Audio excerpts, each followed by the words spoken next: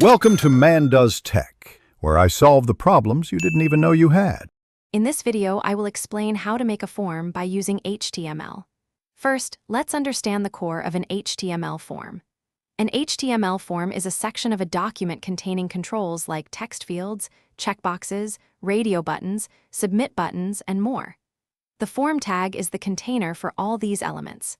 It's crucial for gathering user data, whether for logins, surveys, or purchases. We'll explore its essential attributes to get you started. Now, let's dive into the most common form element, the input field. The input tag is incredibly versatile, controlled by its type attribute.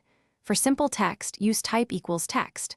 For email addresses, type equals email provides basic validation. And for sensitive information, type equals password cleverly hides the characters as they are typed, enhancing user privacy.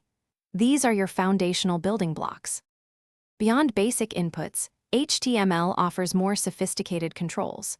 For longer messages or comments, the text area element provides a multi-line text input area.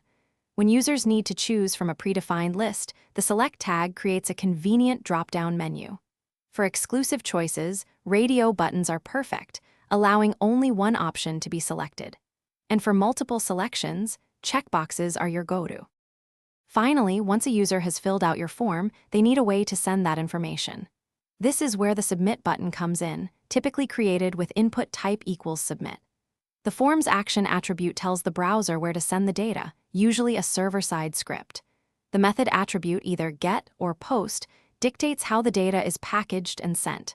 For sensitive or extensive data, post is generally preferred. Thanks for watching. If you found this helpful, don't forget to like and subscribe.